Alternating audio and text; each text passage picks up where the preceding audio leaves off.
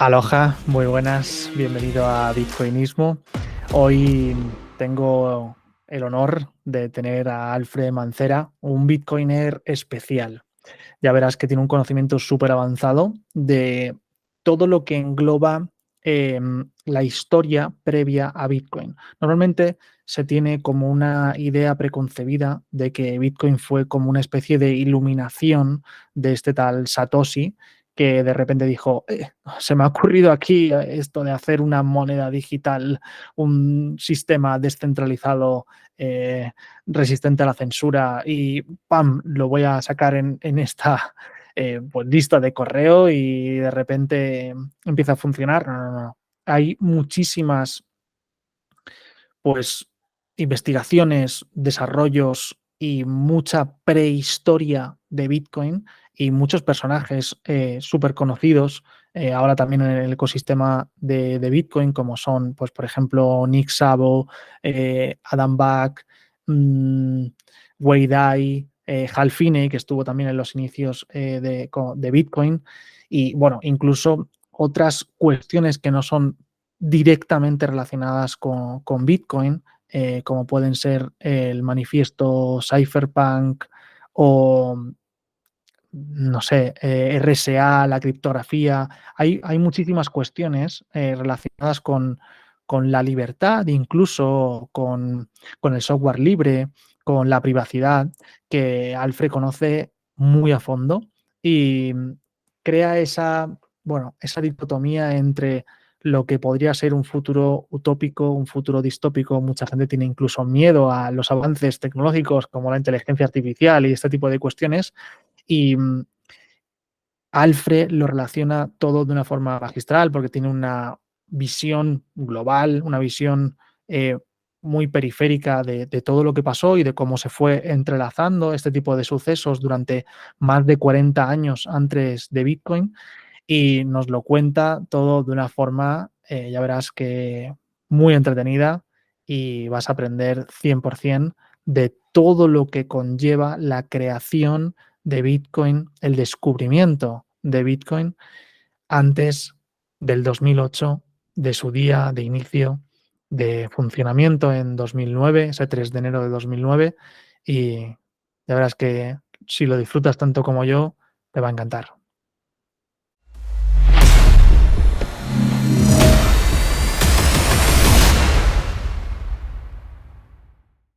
Alfred, bienvenido a Bitcoinismo. ¿Cómo estás, tío? Hola Adri, nada, muy bien, muchas gracias por invitarme. Tenía ganas de que vinieras por aquí. Eh, Tengo mucha relación con Alfred desde hace años y tenía ganas de traerte por aquí para que nos cuentes cosillas muy diferentes a lo que nos puede contar cualquier otra persona relacionada con el mundo Bitcoin, o bueno, o relacionada con cualquier mundo, porque tienes una visión especial y un conocimiento muy avanzado sobre la historia de todo lo que tiene que ver con el mundo ciberespecial, espacial y cibernauta. Pero Y no sé especial, me encanta. quién es Alfred y de dónde nace esa curiosidad. Yo soy de Málaga, del sur de España, de Andalucía, y pues muchas de las cosas que me han interesado también ha respondido un poco a la cultura que he vivido aquí, ¿no? Y en lo que tiene relación con los ordenadores, la informática y demás, siempre me ha gustado los ordenadores y siempre he tenido gente en mi familia que ha tenido ordenadores o he tenido amigos cuyos hermanos mayores siempre han estado actualizados especialmente para el tema de videojuegos y demás, ¿no? Entonces, pues la gente se montaba sus máquinas a medida, se hacía sus redes y te va interesando ese cacharreo, ¿no? Luego, posteriormente, después ya de estudiar la carrera, que yo me especialicé en realización y montaje, estudié comunicación audiovisual y he estudiado de todo un poco, pero luego me especialicé en realización y montaje, echando bastante horas en cursos específicos prácticos y empecé a trabajar en el mundo del audiovisual.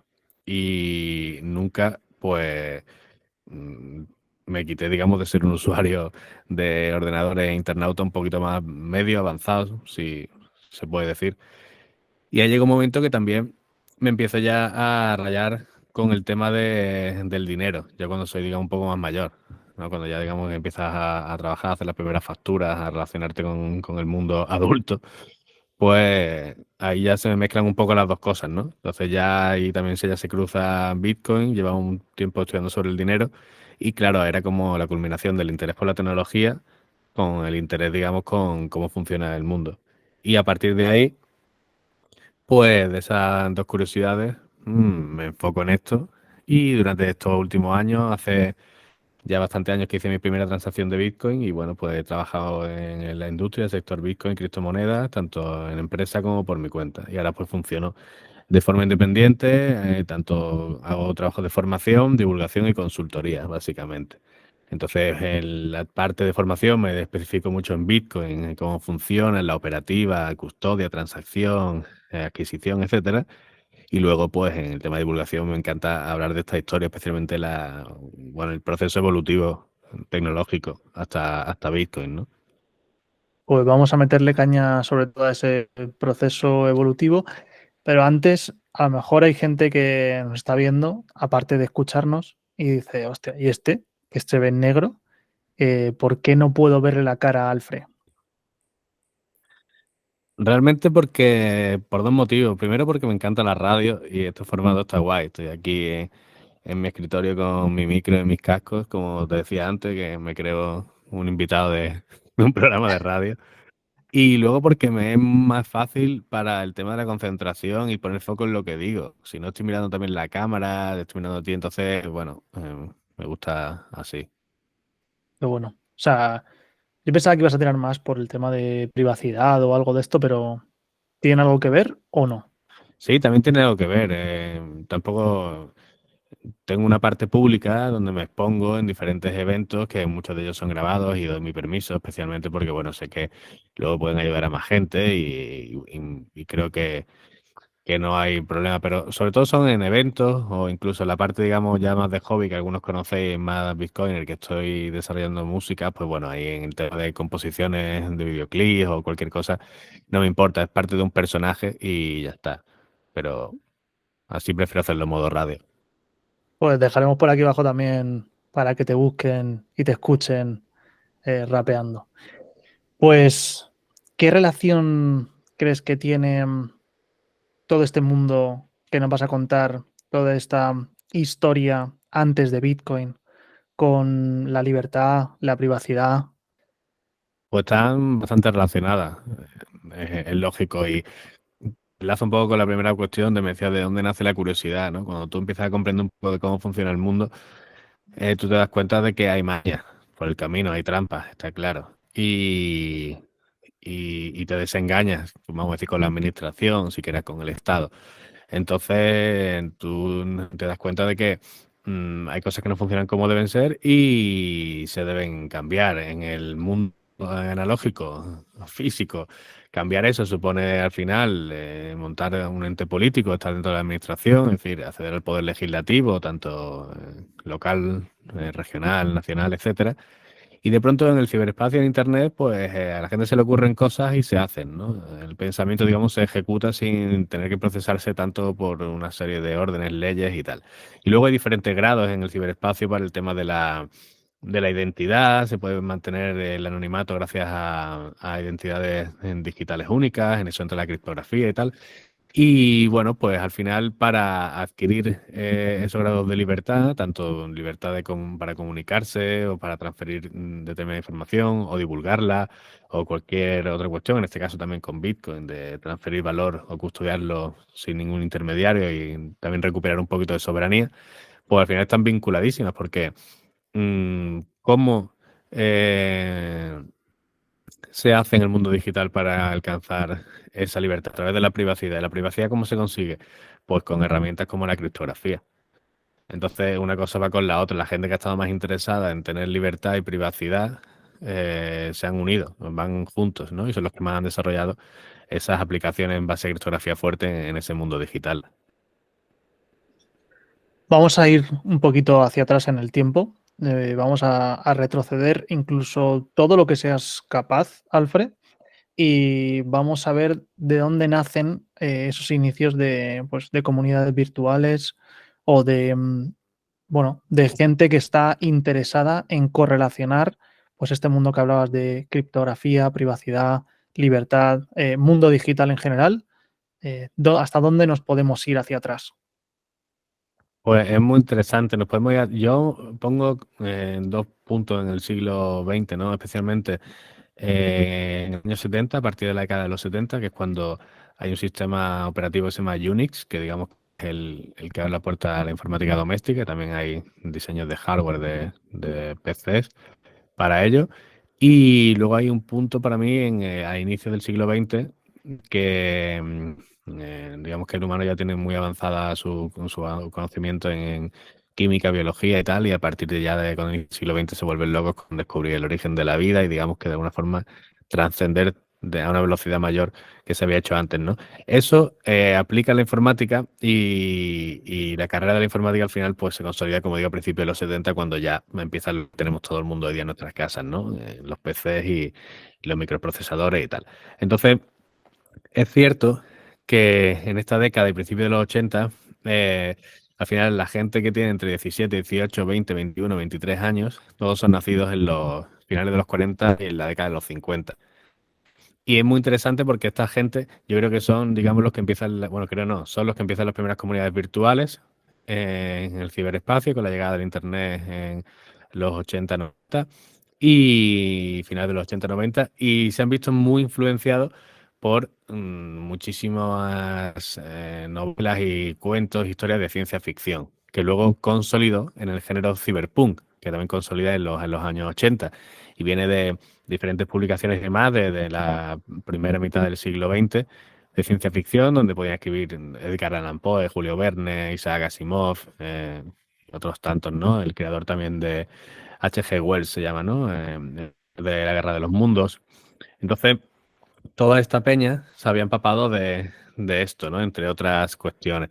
Pero tenían un universo muy parecido, un imaginario muy parecido en ese punto de ciencia ficción.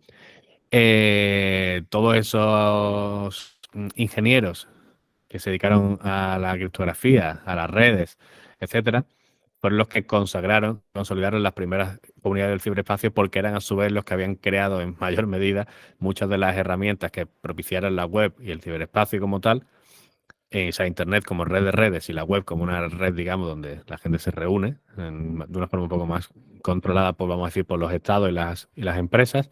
Pero en esa época inicial, las tecnologías y las aplicaciones que se hacían, las habían creado, desarrollado o hecho este tipo de personas, estas personas. Entonces tenían el conocimiento total. Una cosa como mucho más de nicho de nerds, ¿no? Todas estas comunidades virtuales estaban formadas por ese tipo de gente con ese imaginario colectivo. Joder, no me imaginaba que ibas a hacer referencia a ese tipo de cuestiones. A mí cuando me hablas en otras ocasiones, cuando hemos hablado de forma privada de este tipo de cosas, siempre me viene a la cabeza, pues como soy muy visual y me vienen imágenes de rollo, pues luces de neón, rollo Blade Runner, esa ciudad también muy tenebrosa, oscura, lluvia, muchas luces, rollo también Matrix, Akira, ese tipo de imágenes. ¿Tienen alguna relación con también lo que has estado contando?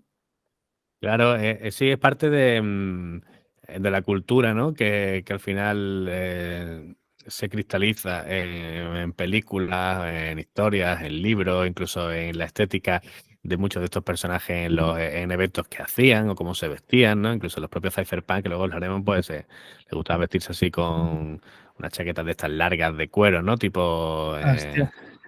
Tipo Tipo, Neo, ¿no? O sea, tipo el neo, Matrix, correcto. sí. Exactamente. Entonces, la historia es que esa estética que contaba de Neon, para mí un poquito llamada cyberpunk, Ujú. pero viene también de toda esta ciencia ficción de los autores que hemos dicho. Hay una revista muy mítica que se llama Amazing Stories, que se publicó durante, no sé si a principio, a mitad de los años 20 se publicó el primer número. Estuvo publicado en los años 20, años 30, y hablaba y planteaba historias de todo este tipo, algunas futuristas con este tipo de cuestiones. Luego el género cyberpunk lo elevó ya a un punto mucho más gordo, donde ya incluyó mucha más tecnología que ya se conocía. Por eso te digo que ya en los años 70 y los 80 ya entra en la informática doméstica, está más evolucionada la tecnología en general. Entonces, los escritores perdón, del género de ciencia ficción cyberpunk ya integran elementos tecnológicos mucho más marcados y eso también tiene que ver con el tema de las luces y demás, ¿no? Y hay una cosa que lo describe muy bien en el género cyberpunk, que tienen un lema algo así como es low life, high tech, que es hacia donde vamos, ¿no? Como baja vida, bajos niveles de vida, pero alta tecnología al alcance de cualquiera. Mm, Entonces como ya rollo, sí, como que se vive pobreza, pero se ve tecnología, ¿no? O algo así. Como que exactamente se esa ven imagen que tú has carencias de dicho, otro ¿no? tipo. Ujú. Claro, ese callejón oscuro, sin servicios, con ratas, no hay basurero, está sucio tal, llueve, a lo mejor hay goteras, pero las tiendas están integradas con tecnología súper, ¿sabes? Reconocimiento facial en las cámaras, inteligencia artificial que te dispensa a lo mejor los caramelos, a lo mejor de pronto entra un tío con una movida integrada en la muñeca que ya paga con eso, ¿sabes? A su vez le mide la temperatura y te dice qué grupo sanguíneo es, yo qué sé. ¿Sabes? Como que la gente tiene integraciones tanto en los negocios como en su propia vida personal muy avanzada de tecnología, pero vive en unos entornos de vida muy bajos porque está deteriorado el propio sistema que los protege, ¿no? Esta es una decadencia a su vez de los estados y las administraciones y demás como tales. Entonces, eso es muy Joder. recurrente en el género cyberpunk, ¿no? De Me, hecho, su me- estética me viene de vienen, ahí. me vienen muchas cosas a la cabeza, Alfred, por donde tirar. Por un lado, me viene la cuestión, que otras veces también lo hemos hablado, que para tener esa posibilidad de creación, o también has nombrado en varias ocasiones, además de tecnología, la palabra ingeniería, ¿no? Que viene de la palabra latín ingenium, que viene de ingenio, de genio, también tiene alguna referencia con máquina. Entonces, para tener ese ingenio de crear, no sé si también por la época de la que estabas hablando, tiene alguna relación también con psicotrópicos, con psicoactivos, con enteógenos que te permitan poder visualizar, imaginar, crear más allá de lo que vemos. Sí, vaya, se ve claramente. Perdón. En la literatura que hay, o sea, cuando digo literatura, no es tanto lo que han documentado otros, sino la propia documentación directa que generaban todas estas personas en su debate, en foros, en listas de correo, en algunas charlas o demás que habían quedado transcritas, en entrevistas que han hecho, en fin, toda esa documentación, hay una presencia clara y directa de la referencia a la droga, especialmente lo que llaman los psicoquímicos. De Mm, hecho, hay un tipo que se llama Mark Picchi, o Mark Pecce, no sé cómo se pronuncia bien, que es muy relevante en el tema del desarrollo de la web, el tema del hipertexto y todo esto. Y tenía una charla muy interesante que hablaba de las drogas como tecnología, ¿no? Hablaba algo así como si fueran un poco plugins del cerebro y cosas así, ¿no? Entonces, hostia. la gente que tenía, que decía antes, una influencia también muy potente, a ver, no renacentista, no sé cómo decirlo. Está muy interesado en varios ámbitos que trascendían, digamos, la ciencia, vamos a decir, puras o de números. Es decir, le interesa mucho la biología, la química, la física, el físico, ¿no? Entonces, para ellos, las drogas no son más que químicos, que fármacos, lo quieren poner así. Entonces, para ellos era fácil comprender la estructura, comprender los efectos, comprender la relación que tenía con los receptores en el cerebro, porque ya se conocía. En los años 60, 70, tanto el LSD, el MDMA, psilocibina, se conocía especialmente MDMA y LSD. Entonces, bueno, tiene una influencia muy directa, vaya, claramente, claramente. Y podría contar muchas historias que lo evidencian, pero sí, la respuesta es que sí. De hecho, para terminar la respuesta a esta, este tipo, Mark, el que he comentado antes, tiempo después le ha dado una vuelta a su charla y en los últimos tiempos estaba haciéndola con el título cambiado, ¿no? Como la tecnología como droga, ¿no? Como el producto que había hecho la evolución de Internet y los dispositivos y como todos estamos enganchados de pronto, ¿no?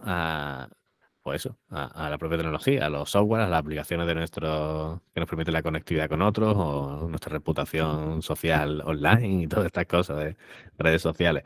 Y, y bueno, como conclusión, que al final a veces dicen, no, la droga es mala, me acerca de estas moléculas malísimas, tal, y de pronto estás usando todos los días algo que en tu cerebro Sí. produce un efecto casi peor, ¿sabes? De dependencia, y si te lo quitan, pues tienes hasta un síndrome de abstinencia físico, ¿no? O sea, claramente. Entonces, esta gente no se le escapa y bueno, esos temas están ahí. Sí, sí.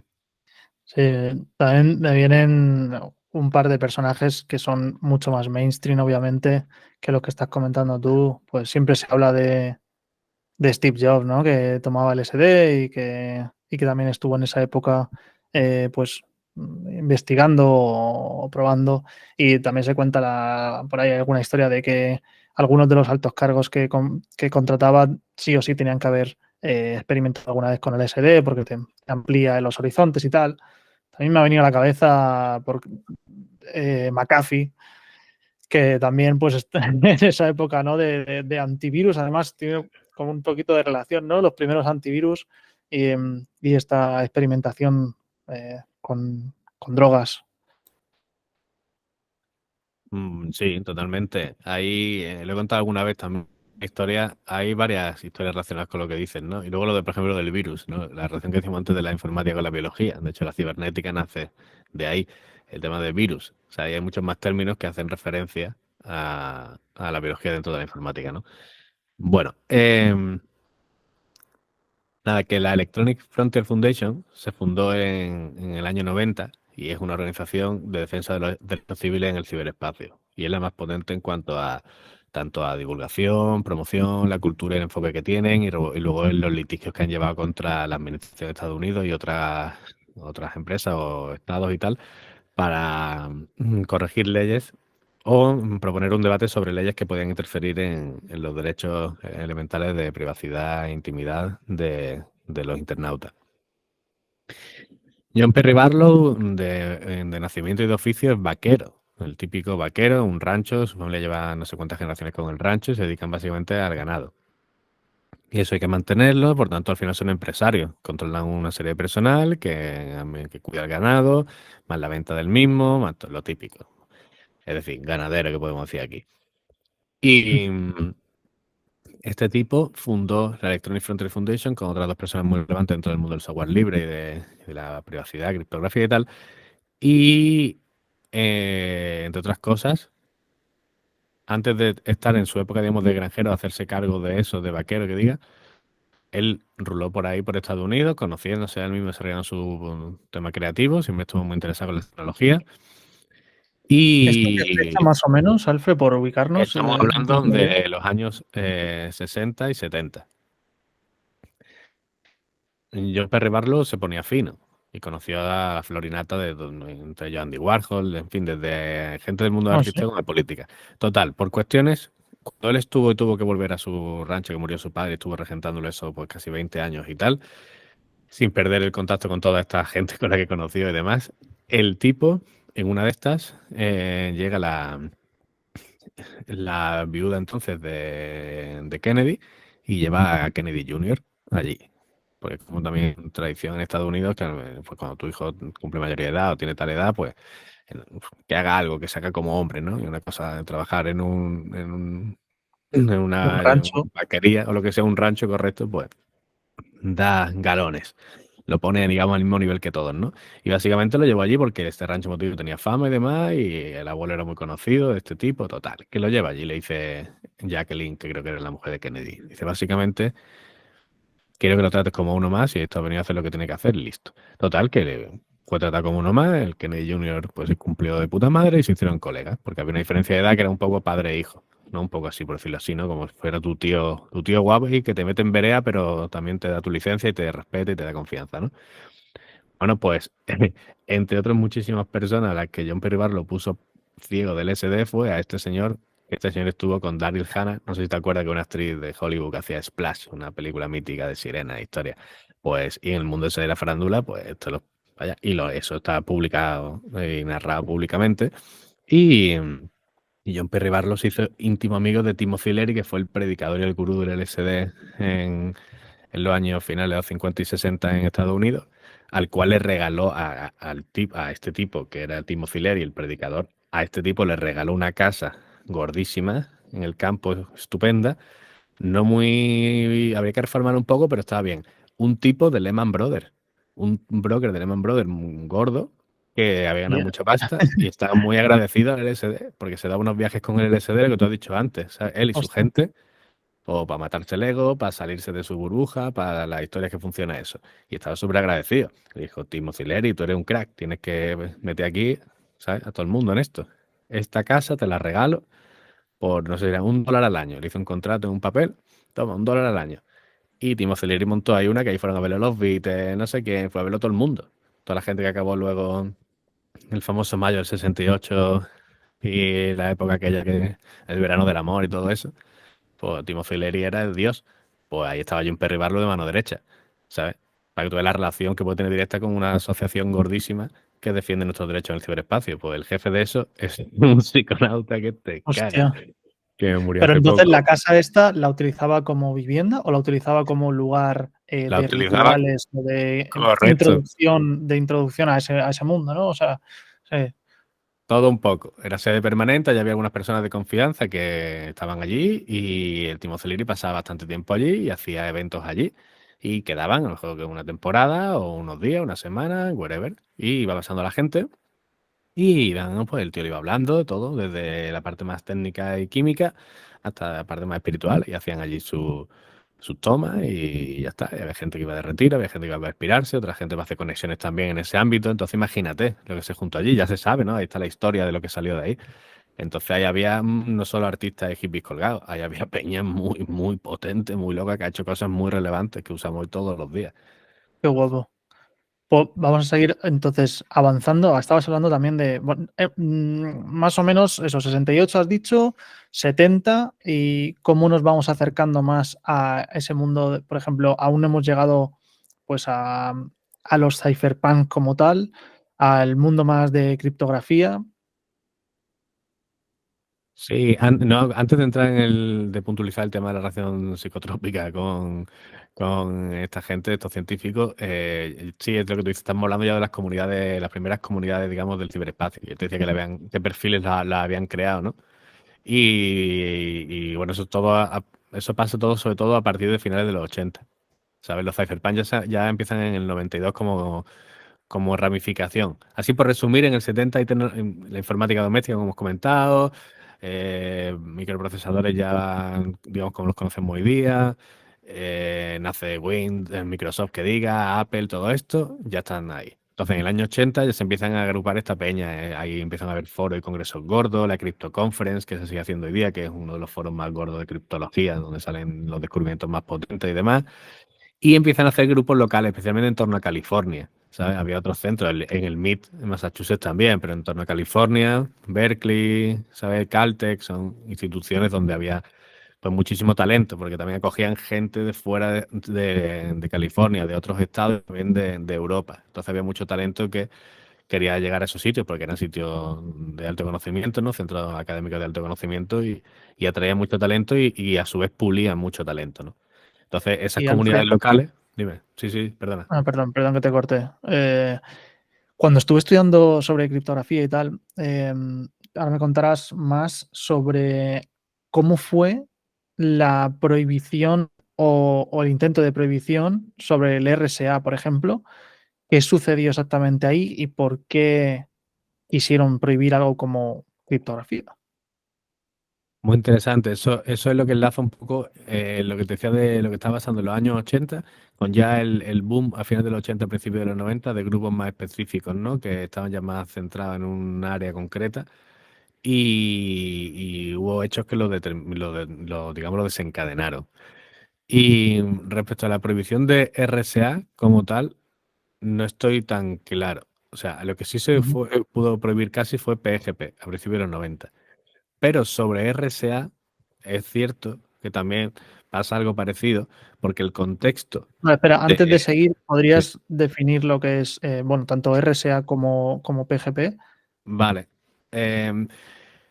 PGP es un programa, una aplicación que permite cifrar un mensaje. Y también a su vez permite también firmar un documento. Y así puedes probar tú en todo momento que lo has generado tú y a su vez cuando cifras un documento lo cifras hacia una persona y esa persona hacia la que la has cifrado pues a su vez lo descifra, ¿no? Y funciona como Bitcoin. Tienes una clave pública y una privada y ya está. Con la pública te diriges al personal y con la privada descifras tu mensaje. RSA, O sea, podríamos hacer una analogía para que todo el mundo lo entienda, como si quisiéramos enviar algo más físico para que la gente entienda cómo puede ser un mensaje de este tipo. ¿Se te ocurre alguna analogía sí, así? realmente sí. Es una analogía un poco friki, ¿vale? Pero, no sé pero bueno, vamos a ponerlo. El, Tú, en vez de mandar una carta a una persona, ¿vale? Ujú, Le mandas un pequeño cofre, ¿ok? ujú, Un cofre que él tiene la llave. Él tiene la llave que abre el cofre. Pero la ujú. dirección de su casa y su persona es pública.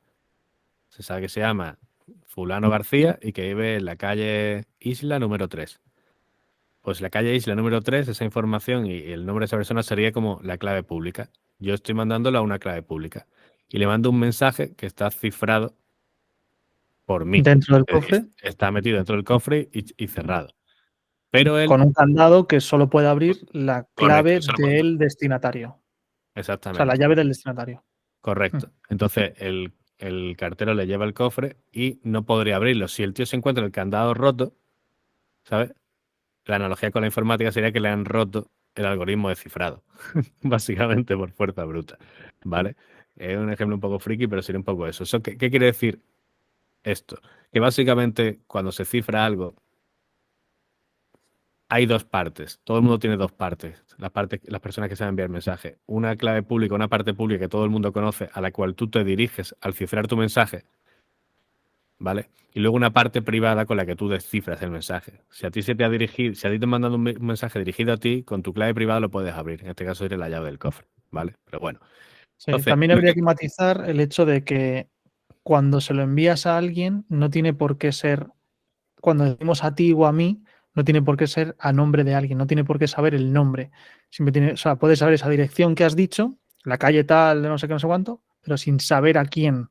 ¿Correcto, exacto. Alfredo? Ujú, Correcto, correcto. En este caso sí. Como si no pones nombre, la carta llegaría. No pones nombre, ujú. la carta llega al buzón. Y ya está, la recoge quien haya adentro. No se sabe quién, pero se sabe a qué casa ha llegado. Eso O sea, podría es ser también otra seudónimo, fuerza, lo por que se decirlo conoce así. como seudónimo, ¿no? Claro.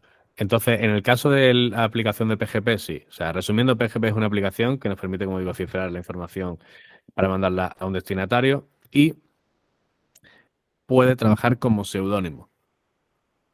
Existen unos servidores en el caso de PGP que cualquier persona puede subir su nombre, su correo electrónico si quiere y su clave PGP asociada. ¿Esto para qué se da? Pues si tú le quieres enviar, por ejemplo, a un periodista o a un científico o a alguien Mm. una información sensible o confidencial o importante, puedes buscar en estos directorios su clave PGP y enviárselo cifrado por PGP. Entonces, el programa PGP permite hacer eso. Y eso, el programa PGP integra una serie de herramientas que se llaman algoritmos de cifrado. Vale. Entonces entramos en responder qué es RSA. RSA sería, por decirlo así, un algoritmo de cifrado, o mejor dicho, un criptosistema de clave pública en este caso. Es decir, es un algoritmo de cifrado para el público general, pero que trabaja con lo que decíamos antes, una clave pública y una privada, ¿vale? O sea, Y es es un tipo de candado de cofre más o exactamente, menos seguro, dependiendo del tipo de exactamente. cifrado que sea. Mm. Exactamente, exactamente. Es un tipo de generación de claves para cifrar información. Y lo importante de los años 70, aparte de la informática doméstica, es que nacieron los dos criptosistemas de clave pública más conocidos y más usados hoy día. Entonces, RSA fue uno de ellos en el año 77. Y RSA se implementa, RSA de momento es seguro, aunque se han descubierto determinadas historias y tal, y se va actualizando y se aplica en muchísimas cosas. Entonces, de por sí es seguro ese criptosistema, lo aceptamos así como vamos a decir, consenso universal, a ver qué pasa. Y eso se implementa de la forma que cada desarrollador quiera. El que hizo PGP eligió RSA para implementarlo de una manera determinada. Ya está, y esa implementación funciona también. A veces se rompen aplicaciones no porque se haya roto el algoritmo de cifrado, sino porque se ha roto la implementación. Es decir, estaba mal implementado ese algoritmo. ¿Ok? Y bueno, esto es una tontería, pero bueno, RSA tiene como, si no me equivoco, tú me corregirás, Alfred, tiene el nombre de las tres personas que lo desarrollaron, ¿no? En este caso sí. Rives, Y, Shamir y Adelman. eso es. ¿Y por Y qué esto enlazaba razón? con lo de PGP. Entonces, hay una cosa aquí muy guapa entre las dos. Ya hemos explicado la diferencia entre conceptos técnicos, ¿vale? Pero sobre ambas aplicaba la legislación, que es lo que decíamos al principio también, del mundo físico y administrativo y tal. Como ya había antecedentes en el ámbito militar, pero de forma clasificada, descubrimientos de este tipo de criptografía, de este tipo de criptosistemas, y la informática había evolucionado de una manera que se sabía que por la potencia de los ordenadores que había y el avance de las investigaciones en universidades y demás, se podía alcanzar este descubrimiento, lo que se llaman criptosistemas de clave pública, como es RSA, en el ámbito, digamos, civil, de forma abierta a la humanidad. En el año 76, Estados Unidos hace una ley que se llama AECA, cuyas siglas en español son Control y Exportación de Armas, ¿vale? Una ley para eso.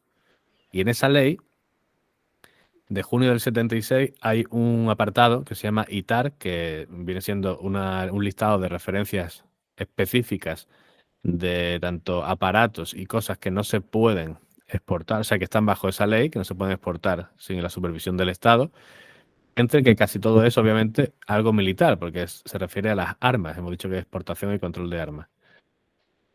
¿Qué pasa? Que ahí incluían aparatos y tecnologías destinadas al uso militar, como pueden ser dispositivos de criptografía fuerte, ¿vale? Y también incluía cualquier algoritmo o criptosistema de criptografía fuerte. Criptografía fuerte es aquella que no se puede romper el algoritmo de cifrado, que es tan fuerte realmente su complejidad en guardar el secreto que no se puede reventar, ¿ok? Entonces, cuando salió RSA y el otro criptosistema que se llama Diffie-Hellman, especialmente RSA, por ejemplo, que tiene una historia empresarial muy marcada y muy potente, pues tuvieron que negociar y hablar con el Estado en qué términos se podía aplicar esto y exportar, ¿vale? Entonces había una serie de condicionantes y eso empezó a abrir la brecha, legalmente hablando, para el desarrollo de criptografía fuerte y su distribución tanto a nivel, digamos, industrial como a nivel, digamos, civil, ya sea por vías físicas, te doy un CD o un pen con esto, o simplemente te lo envío por el ciberespacio de forma online, ¿no? Y eso culmina, esa guerra que empieza en ese año, porque esa es la puta casualidad de que saca la ley en junio del 76, pero en noviembre del 76, Diffie y Hellman ya están sacando el primer criptosistema de clave pública, y justo en el 77 ya están sacando RSA, entonces era como, hostia, ¿sabes? No hay marcha atrás. A nivel judicial, algún día pues lo echarían abajo. O sea, me refiero a los frikis, ganarían un poco la batalla.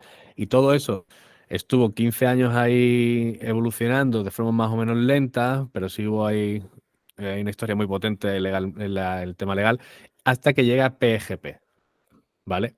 Con Phil Zimmermann, que ya llega en el 90, finales de los 80, principios de los 90. Hay un intento de ley potente que afecta bastante, no vamos a entrar en detalle, pero afectaba bastante a la privacidad de los usuarios ya de una forma bruta, ¿no? Entonces, Phil Zimmermann dice, esto ya es un atentado. Si pasa esto, no tenemos ninguna forma de guardar nuestra intimidad, ¿sabes? No tenemos que ser todos, digamos, vamos a decir, terroristas. Todas estas leyes están justificadas con la seguridad nacional muchas veces y tal, ¿no? Yo puedo simplemente querer compartir mi información médica o una información bancaria o quiero tener contarle algo o para los periodistas, como hemos dicho antes, en fin, preservar el derecho a la información, ¿no? Bueno, pues crea este software donde integra una serie de algoritmos de cifrado y una serie de herramientas que ya existen, pero las integra de una manera para hacer un proceso de cifrado concreto que se llama PGP, Pretty Good Privacy. Y ese tipo sí tiene desde el 93 hasta el 96, y él ya lo saca en el 90-91, lo empiezan a adoptar grupos como los Cypherpunk y tal, que ahora sí que hablamos de ellos, y en el 93 ya Estados Unidos le dice, bueno, a ver, usted qué está haciendo. Porque se habían dado cuenta de que había comunicaciones usando ese software, ¿vale? En la red y había trascendido. Es decir, había un programa que a través de Internet había trascendido la frontera estadounidense. Entonces era la primera vez que se enfrentaban a un programa que de verdad era operativo para criptografía, para cifrar, que no lo podían romper, que la gente lo estaba usando y que se había distribuido por Internet. No había, digamos, pasado una frontera, no era la típica exportación, por decirlo así, que pasa por unas aduanas, ¿no? Entonces ahí tuvieron un litigio y unas investigaciones y bueno, pues Phil Zimmermann estuvo con esa presión todo ese tiempo, desde el final del 93 a principios del 96, que después de mucha historia, vamos a decir que no le pasa nada, ¿vale? Y eso hace que en ese debate, digamos, que había ahí a nivel judicial, pues las leyes cambian un poco, se abran algunas condiciones a la hora de distribuir criptografía fuerte. Y bueno, pues ahí quedó la cosa, ¿sabes? Pero a su vez, ya para cerrar esto, PGP, para contar historietas intrahistorias, PGP en sí mismo tuvo un problema con RSA. Porque mientras PGP quería hacer, como muchos de estas personas hacían, programas con licencias libres y abiertas, que gracias a otra cosa que pasaron en los 80, que es la creación de la Free Software Foundation, y también Ujú. en el MIT, en el Instituto de Massachusetts, empezaron a desarrollar estándares de licencias para la propiedad intelectual del software que fueran abiertas y que realmente dieran libertad al creador, al desarrollador, de decir cómo quería distribuir eso. Si quería royalties, si no, en qué condiciones, si lo distribuye de forma libre, si tú podías hacer otra historia a partir de su implementación, etcétera, ¿no? Entonces, claro, PGP, todas estas cosas salen con ese tipo de licencia o ese tipo de espíritu, ¿vale? De que aunque haya una empresa detrás y tenga unas soluciones comerciales e industriales que se puedan vender y dar un soporte, en sí el software es abierto para quien lo quiera usar. Entonces yo gano dinero de implementarlo en empresa o de dar soporte a nivel industrial, por decirlo así, ¿ok? Una cosa no está reñida con la otra. Pero ¿qué pasa? Phil Zimmermann había usado RSA y RSA al principio salió como, venga, un poco para la humanidad, que lo use la gente, pero claro, los creadores pronto quisieron decir, hostia, esto tiene utilidad industrial y empresarial, se puede ganar dinero. No tenían. Rivers, Shamir y Adelman eran muy buenos ingenieros y matemáticos y tal, pero por lo visto comercialmente no eran la hostia ni les apetecía tampoco. Y ahí aparece un tipo por medio que también es otro, digamos, medio magnate de la industria tecnológica, ¿no? También cuando tenía conocimientos técnicos y era un tipo comercialmente potente. Y ese tipo cogió y dijo, mira, vamos a hacer una empresa que se llama RSA Data Security y a través de esa empresa vamos a canalizar pues royalties y demás para aplicación de RSA en estos términos, ¿vale? Entonces ahí hubo un litigio entre PGP y RSA cuando salió, porque claro, RSA a su vez había sido desarrollado en el Instituto Tecnológico de Massachusetts. A su vez, como había participado en financiación parte también de esa institución, pues había parte de RSA tenía o sea, unas librerías que usaba RSA eran del bien común, eran públicas. Ujú. Entonces, PGP, claro, la utilizaba de forma parcial, y total, que el Phil Zimmermann habló con los del Instituto de Massachusetts y llegaron a un acuerdo y PGP se liberó un poco, o sea, usaba la parte toda libre de RSA, pero estuvo a punto de tener también un litigio. O sea, para que tú veas, esta gente que está por la criptografía fuerte, cuando comercializa esto, de pronto hay un tipo que les anula el enfoque y se pone a litigar o a hacer un intento de litigio contra otro que ha hecho una implementación para el mundo de forma libre, ¿sabes? Es como se van rizando ahí un poco hay intrahistorias ahí comerciales dentro de la gente que también lucha contra las patentes interesantes. Total, que PGP venció todo. Venció a RSA, venció al Estado americano y se sigue usando hoy día y no se ha roto. Y, y ya está, y está guapísimo. Y la historia de PGP pues enlaza con los Cypherpunk también de una forma muy, muy potente. Pues vamos a ello. Vamos a ello. Si puedes orientar más o menos en qué fecha aproximada estamos, hasta dónde vamos y nos vamos acercando siempre en dirección hacia Bitcoin y cómo se va enlazando todo esto en esa dirección. Sí, esto que estamos contando ya ha pasado como digo, en el año 90 saca Phil Zimmermann esto y hasta el 96 pues se van desarrollando diferentes versiones de PGP y en el 96 ya ha pasado también el litigio que hemos comentado, la investigación y queda libre, ¿no? Y PGP queda libre de carga, por decirlo así, y Phil también. ¿Qué pasa? Que en el tipo que realmente ayuda a escribir el código de PGP y lo escribe en gran medida se llama Hal Finney. Y Hal Finney es una persona muy importante en la informática en muchos aspectos. Fue el primer tío que empezó a trabajar en la primera consultora que desarrollaba videojuegos. Fue el primero que empezó a investigar con la síntesis de voces y metió voces en los primeros videojuegos. Ostras. Luego también empezó a interesarse por la criptografía a tope en los años 80 y acabó conociendo a un tal Phil Zimmermann, un loco, que decía que estaba creando PGP porque iba a salir una ley que no iba a joder y hasta aquí hemos llegado. Él propuso la idea, la estructura y tal, necesitaba gente para hacer código que supiera bien de criptografía para tal. Y apareció Hal Finney y le dijo, hola Phil, me llamo Hal, que voy a escribir esto. ¿Te parece bien? Y así empezaron. Y ese fue su primer éxito, que era la versión de PGP. Y luego Hal Finney, posteriormente, fue la persona que recibió la primera transacción de Bitcoin de Satoshi Nakamoto. Entonces está el tipo ahí desde los años 70 en varios saltos ahí, varios hitos de Claro, la criptografía. hizo algo muy parecido a lo que has dicho de Phil. En vez de hola Phil, te ayudo, hola Satoshi, te ayudo. con todo lo que me has Exactamente dicho. igual, exactamente igual. Así era, el tipo era siempre así. La verdad que molaba mucho. Entonces, ahí estaba lo que decíamos de California, todo el venido de los años 70-80, pues claro, ya se habían conocido gente como Hal Finney, Timothy May, que era un científico loco de Intel, que había tenido también unos descubrimientos muy interesantes, y el tipo estaba jubilado con 34, 35 años, con muchísimo dinero. Y luego otro tipo que se llama Eric Hughes, que es otro criptógrafo, que también participó en las primeras formas de dinero digital en esos años también, en principios de los 90. Y otro tipo ese último se llama John Gilmore y era uno de los compañeros de John Perry Barlow, el del LSD, el vaquero lisérgico, que fue fundador de la Free Software Foundation. Y John Gilmore, entre otras cosas, creó la primera empresa que basada en software libre, pero que monetizaba el software libre. Es decir, hacía software libre, pero daba servicios por unas cuestiones muy concretas, unos servicios muy específicos que monetizaba. Entonces fue la primera empresa que Ah, demostró pero estilo consultoría y tal, o... exactamente, exactamente.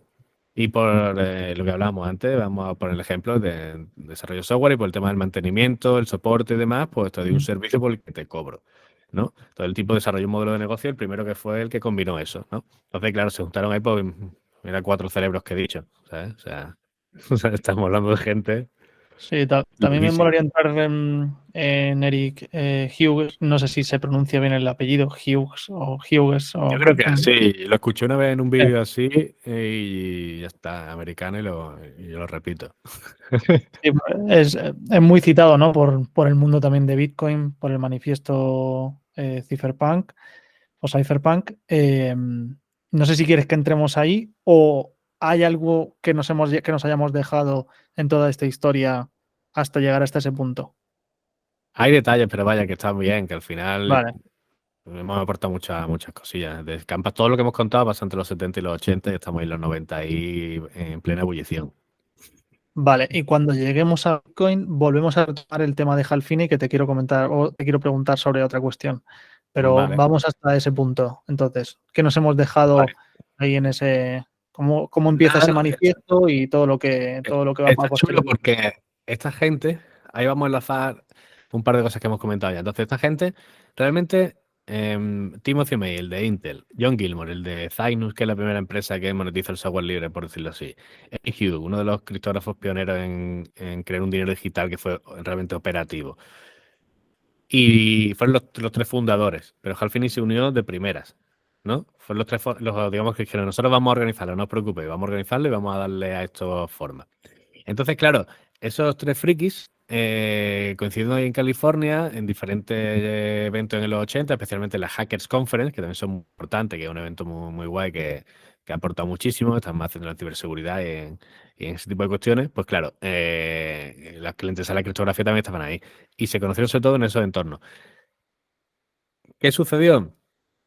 Que ellos tenían una colega, conocieron una tipa que era como una influencia bastante potente de toda esta gente, porque toda esta gente que estoy citando son nacidos, como te digo, finales de los 40 o más bien durante los 50, ¿vale? Ujú, Entonces, ellos tenían una influencia, que es una tipa que se llama Jude Milon, que está apodada patrona de los hackers, como San Jude, patrona de los hackers, y fue una tipa muy combativa en el tema de los derechos civiles, y ella nació en la década de los 30, final de los 30, 38, 39 por ahí. Entonces, claro, ella le pilló en la entrada de la programación, le pilló más tarde que a ellos, porque ellos programaban desde que tenían, digamos, más 20 años o 18, 19, en lo que es programación más, encima, más moderna, entre comillas. Y la tipa le pilló un poco más mayor, con 30 años por ahí, porque había nacido antes, obviamente, pero la tía se actualizó mucho y empezó a hacer la guerra civil que hacía, digamos, de forma física en Internet. Y era una tía que estaba guapísima como hablaba, las cosas que hacía, entonces está muy reconocida en el mundo hacker y en la historia de la informática y tal. Entonces esta tipa le flipó el ciberpunk y estaba muy metida en el mundo ciberpunk, en todo el movimiento, ¿no? Y cuando los conoció y le contaron qué iban a hacer, ¿sabes?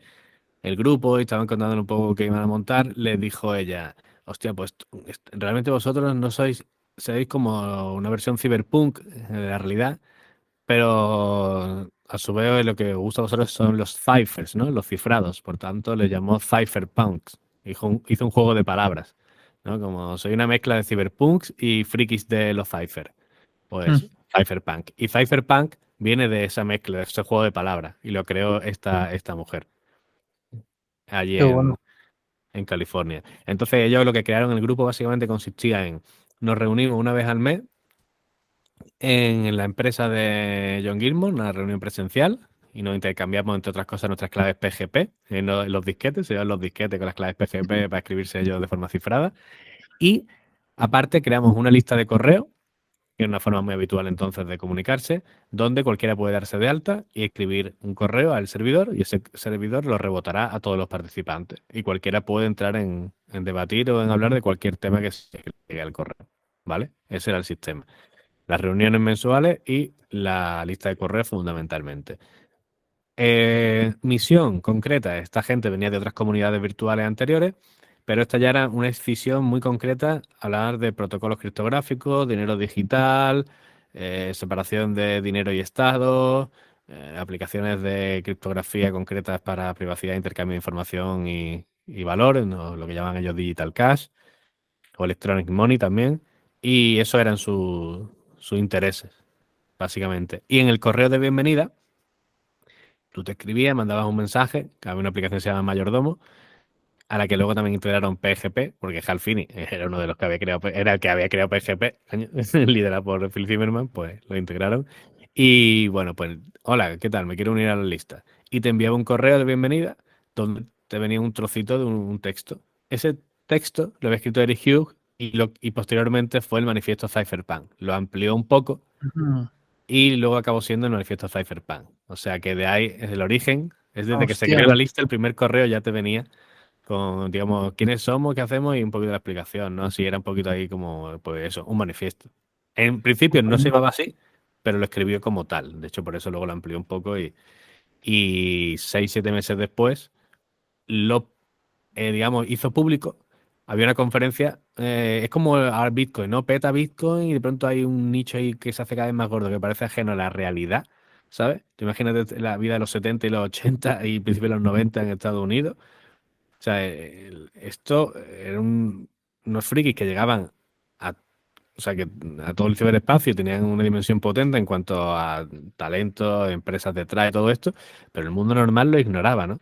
Bitcoin pasa un poco igual y ha habido un estallido de todo, de proyectos súper guapos, de comunidades, de eventos, ¿no? Pues esto en torno a la seguridad informática, la criptografía y cosas como la libertad ciberespacial con dinero digital y todo esto, pues pegaba fuerte, ¿no?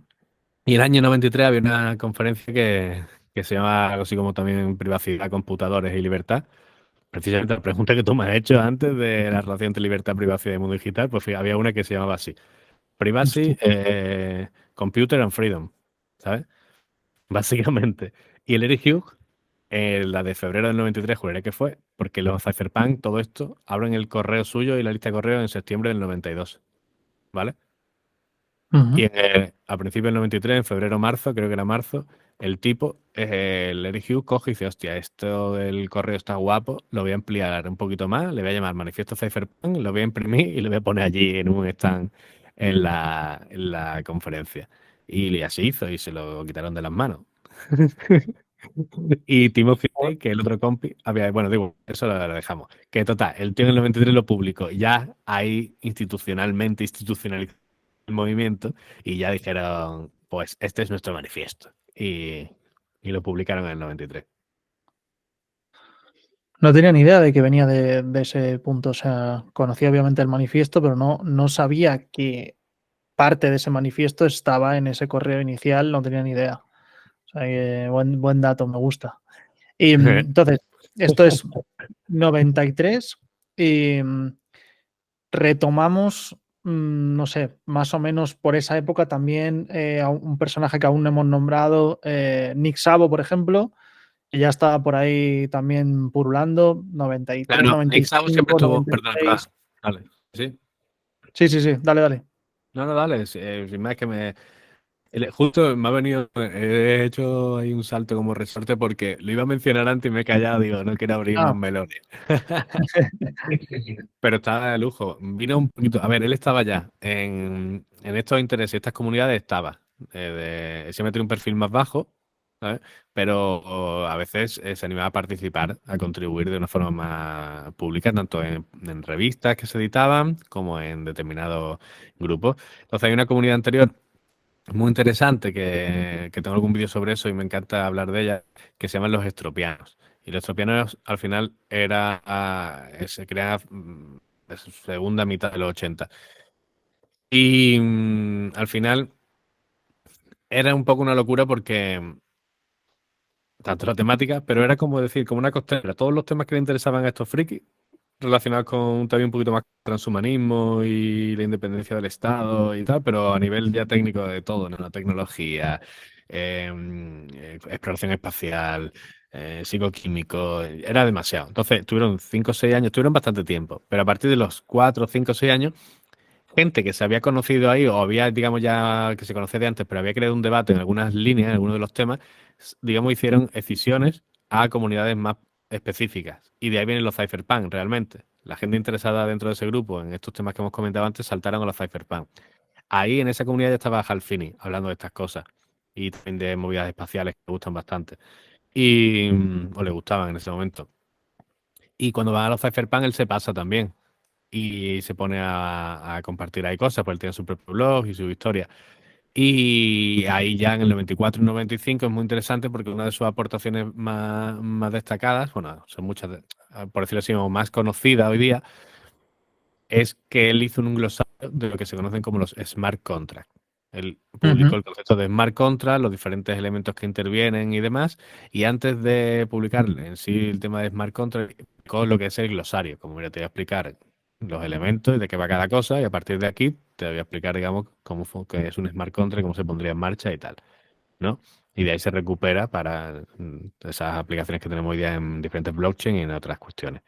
Entonces, ujú, fue también, como digo, participante de este grupo, aportó sobre eso en esos años y luego un poquito más ya finalizando los 90, en el 97, 98, no recuerdo bien ahora, publicó BitGold, que ya fue una sí, implementación, 97. como decíamos antes, lo de implementar, la implementación al final es eso, es una tecnología o varias, las unes de una manera, le das una forma en un software para que haga algo concreto, con unas normas concretas, ¿no?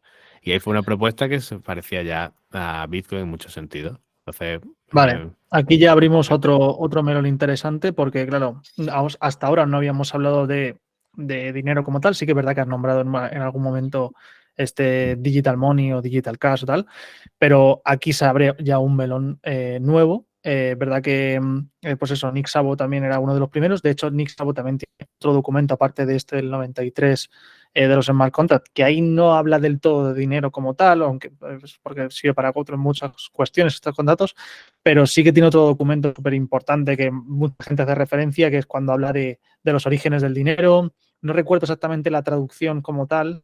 ¿Te suena este sí, escrito de que las tiene súper conchas a clásico? El de las que conchas. sea de las conchas a no sé, de las conchas, no era de las conchas a Bitcoin, pero de las conchas al oro, de las conchas, no sé si, en tu Shell, no sé si. Sí, sí, No. sí. No, no habla de Bitcoin aún porque yo creo que es anterior a Bitcoin, pero ahí ya se empiezan a entrar pues otros personajes como, no sé, Wei Dai o David, ¿no? O muchos otros que aquí entra ya el tema de la cuestión económica.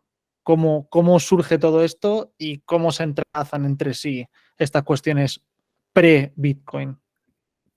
Sí, puesto ya en la década de los 90 directamente, ¿no? Y por eso los cypherpunk, como cuando vas haciendo zoom, ¿no? A un plano general, a plano detalle, ¿no? Pues digamos que a nivel de comunidades, el tema de los extropianos sería el plano general respecto a si vas haciendo plano zoom al dinero digital. Los cypherpunk sería ya un plano medio, casi primer plano, y luego ya aplicaciones concretas que salieron del debate de los cypherpunk, ya digamos el plano detalle que se aproxima ya como el precedente en este proceso evolutivo a Bitcoin, ¿no?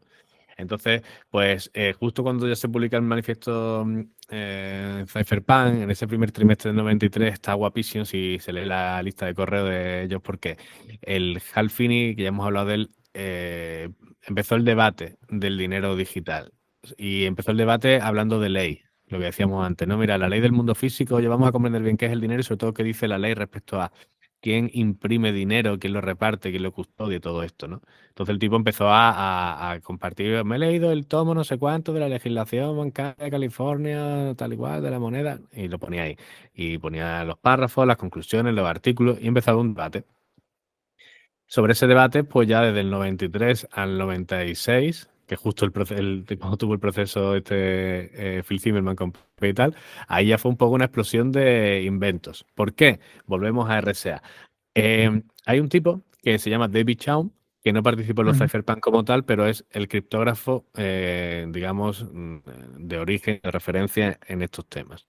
¿Por qué? Porque él, aparte de ser el que creó y gestionó las Crypto Conference que hablamos antes de Santa Bárbara en California y ser, como te digo, un evento que incluso se hace hoy día también en Europa y en Asia, el tipo hizo los primeros papers que hablaban del dinero anónimo, del dinero sin rastro, de seudónimos digitales, incluso del mixing, lo que se conoce, por ejemplo, en Bitcoin, que es un poquito más avanzado, pues mezclar direcciones para, digamos, ofuscar un poco, ocultar un poco quién envía y quién recibe. CoinJoin Pues, y demás. por ejemplo, al final deja de ser un mezclado, ¿no? Se mezcla pues en mixing y las mixing networks, las redes de mezcla también, pues vienen de papers que este hombre hizo a principios de los 80 y en la primera mitad de los 80. Él es una persona dual en el sentido de que creaba con intención de dar una solución comercial y de sacarle un partido de un dinero a eso, una aplicación, como te decía antes, industrial o empresarial, pero luego a la hora de la verdad no acabó tampoco de venderle una de sus joyas, que fue la creación del primer dinero digital criptográfico real que se enviaba de computadora a computadora, de wallet a wallet a principios de los 90, ¿vale? Entonces, Que seguía al final ese centralizado proyecto... ¿Perdona? el de David Champ seguía centralizado, o sea, al final seguía siendo una empresa como tal, Sí, porque él ¿correcto? quería. Sí, exactamente. Yo creo que porque él quiso. Y ahora explico por qué él quiso. Seguramente podría haber llegado a diseñar una solución para evitar ese intermediario, ese mint, que al final en inglés pues sería, digamos, la casa de la moneda, o sea, la entidad que acuña la moneda, ¿vale? Entonces, eso él lo cubrió con el propio banco. Y ahora explico por qué. Entonces, bueno, David Chow es una persona que, te digo, no participa en los cypherpunk, pero hay una cosa que se llama el Cyphernomicon, que es un documento que crea uno de un fundador de los cypherpunk, donde resume preguntas frecuentes, por decirlo así, preguntas de qué hacen y qué temas les interesa. En ese documento, que es, digamos, una referencia para saber de qué coño hablan los cypherpunk, perdón por las malas palabras, se me Que escapa. va, aquí di lo que quieras, Alfred, Ya sé, ya sé. Ya sé. puedes decir lo que te salga de los Como tú cojones. estás ahí tan paranoia y dices, ¿de qué hablas, gente? Pues te vas a ese documento ahí en texto plano y te lees todos los epígrafes y tal, está guapísimo. Pues ahí le citan, yo qué sé, 70, 80 veces. Es decir, el ejemplo para que veas la relevancia del tipo, ¿no? Bien, pues este tío creó una empresa que se llama DigiCash, con sede en Ámsterdam. También creo que se tendrán en Estados Unidos, pero tendrán una actividad en Europa centralizada en Ámsterdam, donde trabaja Eric Hughes, que es uno de los fundadores también de los Cypherpunk, que hablábamos antes del manifiesto Cypherpunk. Pues Eric Hughes fue un tipo que trabajó bastante con David Chaum para esto. Total, crea DigiCash y crea una forma de dinero electrónico basado en criptografía fuerte que se llama eCash. ¿Qué hace? Se lo vende a los bancos como solución de dinero, de forma de envío instantáneo de dinero y también de circular dinero en unas wallets de los clientes. Y funciona de la siguiente manera. El Deutsche Bank acepta eCash. Entonces yo tengo mi wallet eCash, ¿vale? Que sería en este caso una aplicación informática en el PC, no en el móvil. Y lo que hace básicamente es que yo le cambio. Le digo a mi banco, mi cuenta bancaria, le digo que me minte, que me acuñe 5 iCash. Ujú. Entonces, pues me cambia del Deutsche Bank, pues serán marcos en ese momento, lo que fueran, pues me los cambia a iCash, 5 iCash. Yo en mi programa, en mi wallet iCash, yo ya puedo enviarle eso a cualquier otra wallet que acepte iCash, ¿vale? De forma anónima. Si tú tuvieses una wallet iCash, tú podrías enviar dinero de forma anónima a otro. De hecho, hubo algunas cosas, como por ejemplo ahora en los NFTs, pues hubo web que vendían cuadros físicos por eCash y tú podías comprar un cuadro o una pintura digital. Te enviaba el JPG o el de este en máxima calidad, ¿sabes? No estaba en ninguna blockchain, pero lo podías hacer. En definitiva, tú podías acuñar esos iCash a través de tu crédito del banco y podías hacer el proceso al revés. Podías coger X iCash y decirle al banco, oye, cámbiamelos por dinero digital, otra vez. Pero, o sea, de tu banco, dinero digital del banco. Bien, esto era muy interesante porque la gente podía hacer, como te digo, pues esas transacciones que hasta entonces no existía, esa forma de hacer transacciones rápidas, incluso de micropagos y tal, era muy revolucionario. ¿Qué pasó? Que al final realmente David Chaum hacía eso por sacar un rédito comercial. Funcionó en bancos europeos y bancos americanos y la verdad es que le vinieron varias ofertas, bastante ofertas de gente gorda para comprarle su historia e implementarle. No sé, incluso Microsoft llegó a hacerle una oferta también potente. Ahí hice una traducción de un artículo muy guapo que hay por ahí, escondido en los sarcófagos de Internet, que habla de todo esto y lo publicamos en estudiobitcoin.com. Hay una traducción de toda esta historia, que es la historia comercial, digamos, de Digicash o las veces que casi vende la empresa David Chaum. Y básicamente el tío, Me lo pasas también y lo ponemos en la descripción para que lo vale, de encuentren. forma guay, de forma continuada, le llegaban ofertas, pero de pronto parecía que cerraba el acuerdo. El equipo de David Chaum se emocionaba, joder, pues vamos a vender esto por una millonada, ¿sabes? Pues recibimos pasta y a otra cosa y tal. Pues David Chaum se rayaba a última hora, por lo que fuera, o a saber lo que pensaría, claro, al final eran grandes grupos, y esta gente va a hacer un monstruo con esto, ¿sabes? Un monstruo de vigilancia, vete tú a saber, o se lo van a vender a tal. Como que había una parte que no quería renunciar. Bueno, en definitiva no la acabó vendiendo nunca, y la empresa cerró, no sé si se declaró en bancarrota o tal, no sé cuánto. También los bancos se fueron dando cuenta de que si no lo integraban con una aplicación, o sea, si la empresa Digicash no vendía eso a alguien más friendly para hacer algo que el banco quisiera, Digicash de por sí podía desarrollar tecnologías para, digamos, quitarse el banco de en medio. O sea, estaba claro que con eso se puede hacer un dinero digital sin banco y a su vez sin estados. Eso lo sabía ya todo el estadio que estaba ahí metido. ¿Vale? Entonces, ahí, con ese, digamos, desarrollo de Digicash, que implementaba, entre otras cosas, RSA, vuelve a estar RSA por medio, porque RSA está Ah, en mil cosas que usamos en la seguridad, pues o se filtraron, o se publicaron, o lo que fuese, esas formas con las que trabajaba iCash. Entonces hubo peña que cogió y recicló esa forma de trabajar para hacer lo que ya empezaron a llamar el Internet Magic Money, que se le llama Bitcoin también, ¿no? El Magic Money de Internet, que básicamente eran soluciones de dinero digital. ¿Y dónde aparecían? Pues curiosamente en los cypherpunk, obviamente. Y la primera es del año 94. Un tipo de forma anónima manda una implementación basada en Digicash de una forma de dinero digital, sin un mint donde se podría hacer las monedas de forma, pues, independiente, ¿no? Y ahí ¿y a empieza la esta cómo la clave. llamaban? Así, Digicash Magic Money. Ujú. O sea que mantenía más o menos, mantenía Digicash era el nombre que le puso David Chaum. Sí. Seguía manteniendo ese mismo nombre.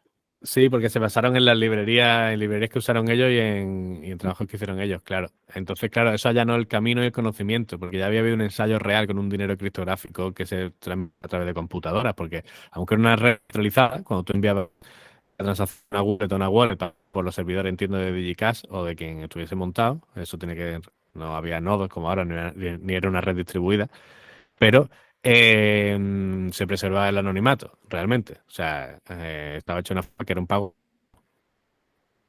Entonces eso estaba bastante interesante. Y a partir de ahí, por lo que te digo, lo que hemos dicho del glosario de los smart contracts, aparece Weidai de una forma más notable, que también está también en los estropianos que hemos dicho antes, y sobre todo Weidai, Hal Finney y Nick Szabo y también Adam Back por ahí de fondo con algunas cuestiones, Ujú. empezaron a centrarse mucho más. Hubo aportaciones en la lista durante todos estos años, para el final de los años 90 se propuso también en la lista de correo la solución de hacer todos los sistemas que estaban proponiendo, tanto B-Money de web y BitGold, son del mismo año, años consecutivos, 97-98. Entonces, en el 99 hay alguien que le dice, oye, todo esto que estáis planteando y hacerlo sobre una solución distribuida, hacer un sistema distribuido con estos sistemas que estáis aplicando, porque no llegan a ser distribuidos del todo, ¿no? Que luego al final Bitcoin es esto que tiene una estructura distribuida con la red. que plantea, ¿no? Entonces, bueno, ahí se van, digamos, ya, cada año hay un aporte, un aporte, un aporte. En el 2004 hasta Hal Finney saca su propio propuesta de dinero que se llama RPO, que ya estaba, por supuesto, aplicando con pruebas de trabajo y con Hashcash y todo esto, que luego están en Bitcoin. O sea que al final, ¿sabes? Desde el 98 hasta el 2008 hay 10 años. No son tantos años, pasan rápido en el mundo, digamos, de la ingeniería y matemática y tal. Sí. Y cada año, desde el 93, que al fin empieza ese debate que hemos comentado, cada año hubo ya algo, una pieza más para ir consolidando el puzzle del dinero digital, de un sistema realmente independiente y autónomo que a su vez cubriese esa teoría de juego, es decir, que cubriese los incentivos de forma correcta para los participantes, que se mantuviese, porque el sistema de incentivos pues se entiende lógico, ¿sabes? Porque Alfred, no hemos hablado mucho de, por ejemplo, de Wei Dai, pero claro, él también creó B-Money. ¿Qué diferencia habría, por ejemplo, entre B-Money? También estaba BitGold, que es de Sabo, ¿correcto? Mm. BitGold. Y este DigiCash, del que sí que hemos hablado mucho más con David Chaum. Mm, de dinero digital, como el que hemos hecho, el DigiCash, Magic Money y tal del 94 y esto con, por ejemplo, ya BitGold de Nick Szabo, es la implementación de trabajo. Eso yo creo que es clave. ¿Sabes? De alguna forma llegan a la conclusión de que o sea, hay que prueba de trabajo. Que la prueba de trabajo llegó más tarde, o sea, porque claro, lo de Hal Finney del RPO este era de 2004. Entonces, si lo que estábamos hablando anteriormente estaba como 96, 97, 98, ahí no Hay había ocho, sí. como tal ese concepto, ¿o sí? En el caso de la prueba de trabajo, eh, se planteó teóricamente, digamos, directrices así, digamos, para la práctica en el 92. Y hubo Ah, una vale. implementación concreta de que ya había una aplicación que se presentó funcional y que se usa hasta hoy día en el 97. Entonces, en el 92, en estas Crypto Pero Conference que no era de de, Bicham, no era de Hal Finney, no, no, no, ¿o no, no, sí? no, no. No, no, no, no. Al final le llamó RPO, Reusable Proof of Work, Ujú. porque él planteaba un esquema donde hubo una prueba de trabajo reutilizable. Es decir, de un hash que que había costado mucho generarlo, había hecho una prueba de trabajo para generarlo, luego fuera reusable tanto para el propio valor, es decir, sería como un token en sí mismo, ¿vale? Sería como la forma del token que le dio él. Entonces, digamos que reusaría esos hashes, por decirlo así. Por eso le llamó Pero para RPO. encadenarlos en sí, entiendo. Para encadenarlos en sí, sobre todo para determinar en primera instancia, para encadenarlo, imagino, para la contabilidad y sobre todo para el tema de la creación, de demostrar que tú has hecho un trabajo previo para la creación de esos tokens, que no han sido creados de forma random y Que sea obviamente auditable, ¿no? Que sea fácilmente sí, auditable y que habrá no. una pauta correcta para aceptar esos tokens. Bueno, el caso es que la diferencia principal de los dineros principales, estos primeros que salieron en la lista Cypherpunk, a luego ya un BitGold de Nick Szabo, es la prueba de trabajo, por lo que te digo. Entonces, en la Crypto Conference estas de David Chaum, pues ahí pasaron todo tipo de locos y en el 92 pasaron Cynthia Dwork y Moni Naor. Criptógrafos, matemáticos, ingenieros, en fin, gente digna de invitar a una comida de Navidad que seguro que tienen cosillas que contarte.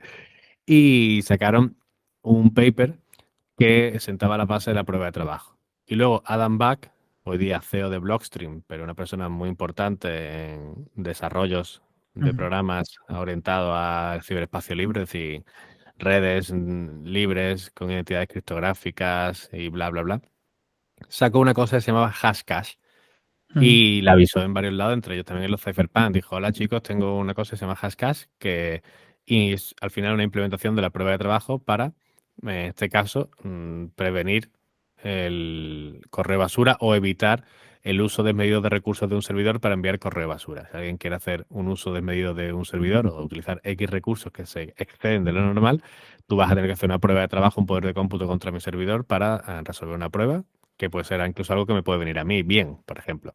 Entonces, cuando tú has hecho ese poder de cómputo, esa prueba resuelta, yo te permito usar los recursos de mi servidor. En este caso, enviar a lo mejor pues 1 millón de mails, ¿no? O me lo invento.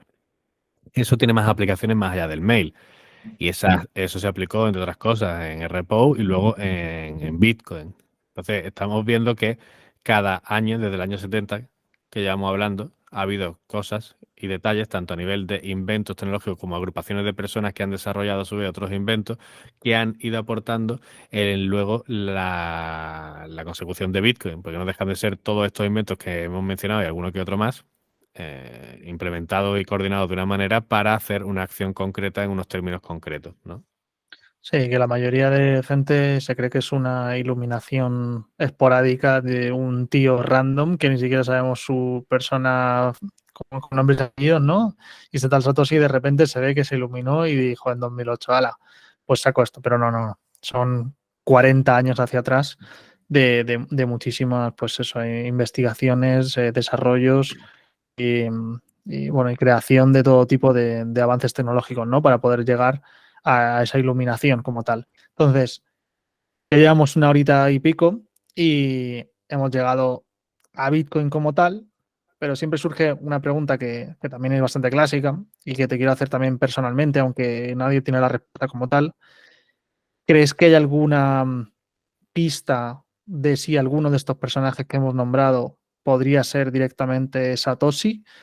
¿Podrían ser todos ellos? ¿Podría ser, o sea, hay alguna relación entre, más allá de que tenían esa cuestión de contacto, ¿no? De diálogo, pero ¿crees que hay directamente alguien detrás de este seudónimo?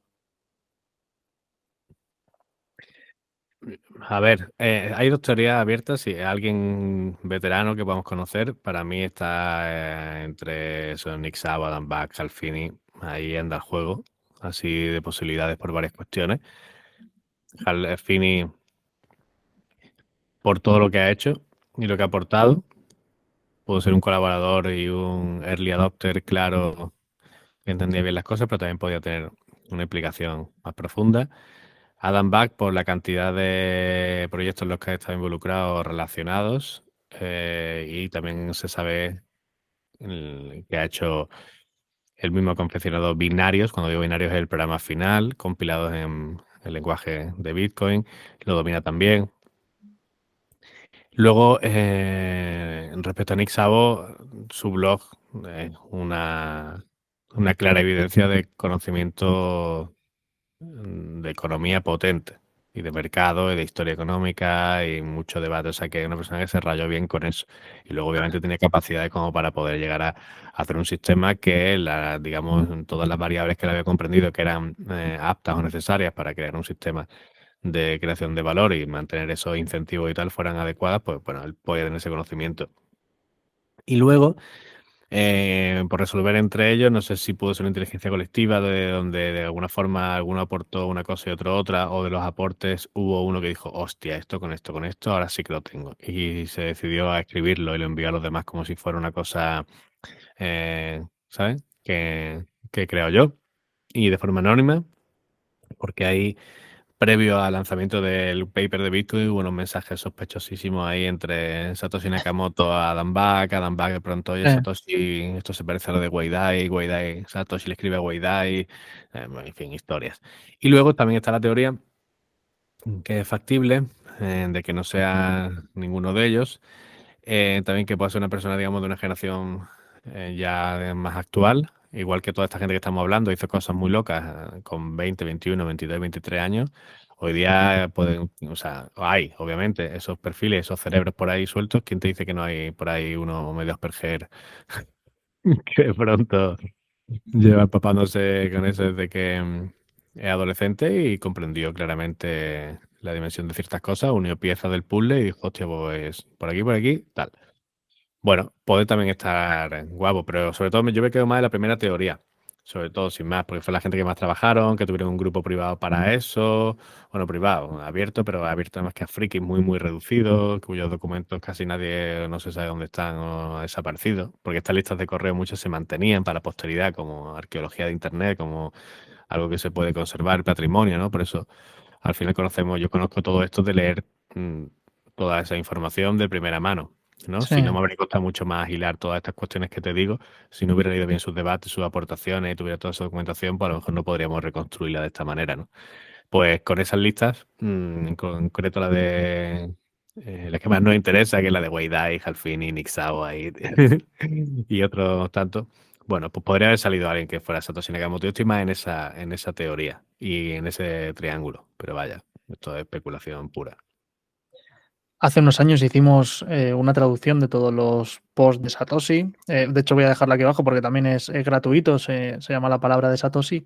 Y bueno, recoge todo lo que se habló, porque al final no hay tanto de lo que habló Satoshi, ¿no? Y hay fumadas por ahí de teorías bueno, que miran también las horas en las que Satoshi pues escribía y tiene más sentido que estuviera pues en Reino Unido. Por eso el tema de Adam Back, que es de allí. Luego también hay otras tonterías como que Nick Szabo por lo de NS de Satoshi Nakamoto al revés. Bueno, tonterías de estas que tampoco tienen mucha relevancia, pero sí que sin duda es un punto interesante que ojalá nunca sepamos, porque puede ser más perjudicial que beneficioso, ¿no? Sí, está guapo porque lo de Nick Szabo hay una cosa que el David Chaum se dicen que le ponía a cosas con su nombre, o sea, DigiCash es DC, David Chaum, a ese lo hacía, por ejemplo. ¿Te imaginas que el David Chaum haciendo ahí el hijo puta y se podía ponerle NS? O sea, que quieren Para que es Nick creer que es Szabo. el otro, ¿no? Estaría Sí, guapo. sí. Y luego sí, esa mola.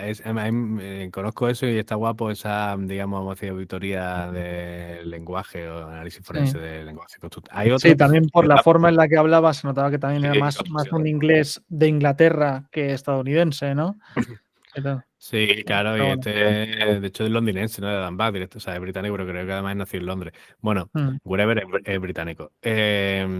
El punto es que también hay, por ahí hay algunos estudios, también rollo forense, pero más en base a la metadata y a información de los propios binarios, ¿no? Que si de Hashcash, con los primeros de Bitcoin, con cosas que sacó Nixaba. Hay por ahí gente también que ha hecho algunas investigaciones y bueno, algunos dicen que lo saben, pero ha pasado sin pena ni gloria. Entonces, pues, o no le han hecho mucho caso o al final otro lo ha comprobado por otro lado y se habría equivocado en algún bits comprobando cosas. No sé. A mí una de las cosas que me deja bastante rayado, que no sé hasta qué punto será verdad o no, o es parte de esa forma de desplazarse del proyecto y quedarse al margen y tal, pero una de las últimas cosas que comenta es cuando, cuando le dice a Gavin Anderson bueno, que él llevará a partir de ahora el liderazgo del proyecto y tal, ¿no? Y que lo va a hacer Ujú. muy bien. De hecho, es uno de los mensajes que le manda por privado, en un correo privado que no está público. Y le dice, como al final de todo, le dice, bueno, yo tengo como otras cuestiones de las que Y encargarme, ¿no? Como tengo claro. otros temas y yo, claro, yo pienso, me cago en Dios, ¿cómo que otros temas? Aparte de Bitcoin, ¿qué cojones tienes más importante que hacer que esto, ¿sabes? Mm. ¿Qué Pues por opinas de eso. esta cuestión? Porque tendría que cuidar nietos. ¿Quién dice eso, tío? Que algo que trasciende por Bitcoin, pues la propia vida, el vivir feliz y tranquilo, lo que te quede, ¿no? O sea, disfrutar de algo superior, algo que tiene que ver ya más con eso y con la trascendencia humana, creo yo. También puede ser con retos intelectuales, que siempre puede tener otro reto cualquiera en cualquier otro área Claro, técnica, pues ¿sabes? imagínate si Más tuviera aparte. otro. Sonaba más a un proyecto más que a algo Sí, sé a lo trascendental que te refieres. o Sí, lo he vital o leído, tal. pero que Pero yo bueno, siempre he que pensado igualmente que si fuera otro proyecto realmente, joder, qué bomba estaría montando por ahí. O sea, qué locura sería. sí, o por qué exponerte, o sea, vamos a ver que es Adam Back. Está expuesto absolutamente. Él puede, si fuera Adam Back, él debería creer totalmente que está ya como quitado a sospecha o duda que nadie podrá probar que es él, ¿no? Tendría que tener eso muy claro, si fuera esa teoría. No, Mm, Halfini está muerto y nos queda Nick Szabo que está un poco a lo suyo, ¿no? Por decirlo así. que sigue de perfil Eh, bajo, como tú decías. Que, bueno, aunque es público y sale en muchos sitios y tal, pero es un tío más reservado, ¿no? Sí, Se le ve más pero no como los introvertido y demás. tal. Mira, ahora que estamos en una era de sobreexposición y es fácil exponerte rápido y tal. Y no es que, Ya. ¿sabes? De hecho, bueno, en ese sentido, como tú decías, para hablar de un proyecto. pero también puede ser una forma de hablar de decir, o sea, una persona yo creo que es un perfil que tiene la vida resuelta, tiene muy claro que se puede resolver la vida como quiera, para empezar, porque tiene un fondo de Bitcoin que de momento no han sido tocados y no parece que los vaya a tocar, de pronto un día nos levantamos y han desaparecido.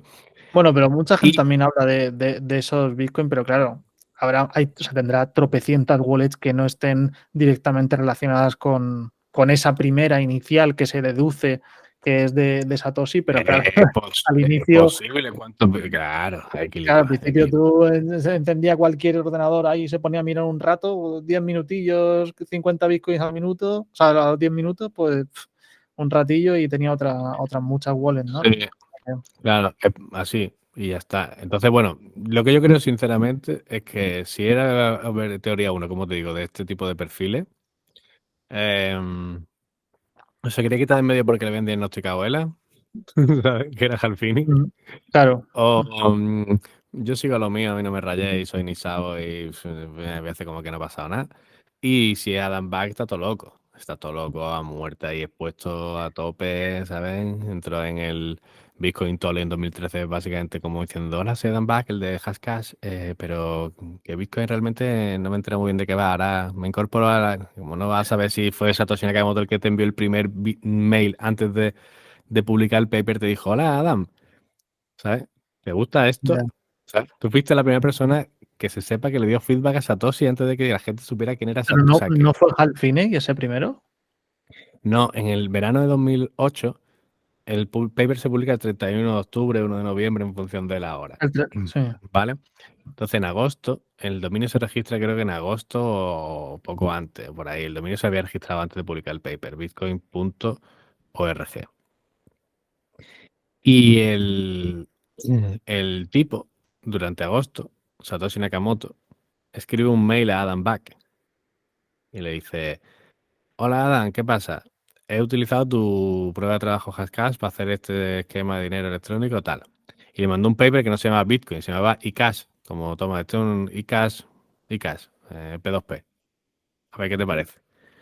Y Adam Back le dijo, hostia, está guapo, parece que puede bien, no sé qué, lo que fuese. Pero espera, ya Pero había registrado el dominio de bitcoin.org, pero le manda un paper con el nombre de ICAS. claro, porque nadie sabía que se llama Bitcoin, ¿vale? Tú estás Pero trabajando en él ya algo había secreto. registrado ese nombre, o sea, igualmente. O sea, Claro, claro. Tú estás trabajando en un libro y sabes que se va a llamar Wherever. Wherever la vida. Tú me mandas a mí un borrador para que le dé un revisión. Tú le mandas Wherever la vida y pones el libro versión 1. Pero tú ya registras el dominio por ahí Wherever la vida. Yo no tengo ni idea de que eso está pasando, en teoría. ya. Por eso es lo que hizo Satoshi. Iba a lanzarlo, pero antes, como que un poquito antes, en plan, ya lo voy a lanzar. Me queda nada, voy a consultar a la gente que. Eso en teoría, según la versión oficial. Eh, como Adam Back y tal. Y a ver qué pasa. Y le escribió a Adam Back, oye, he implementado esto en esto.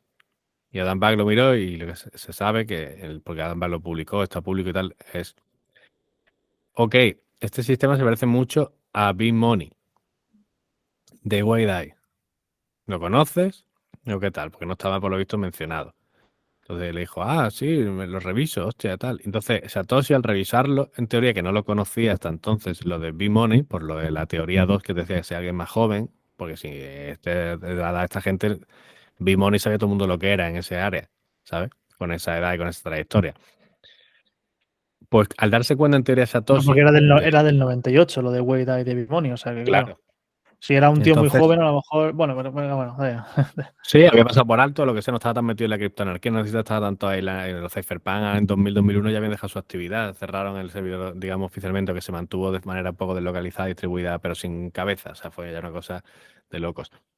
Total, que el tipo, el Satoshi Nakamoto, le escribe a Waydai, le dice, hola, que me ha dicho Adam Back que tú has hecho algo parecido a esto y yo he hecho una implementación de Digital Cash de esta manera.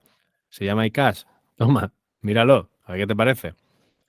Y Weidai, pues le contestó lo que fuese. Y ahí quedó la cosa. No sé si hubo alguna comunicación más con alguno más. Que me acuerde ahora. Hice un programa con Luna de esto, también hace ya 2 años por ahí, específico sobre todo esto, también está por ahí, como los Satoshi antes del paper o Bitcoin antes del paper o algo de esto. Y bueno, quedó así. Y el tipo ya publicó el 31 de octubre el paper con el nombre de Bitcoin. Y para enlazar todo lo que hemos contado, fijaros la casualidad.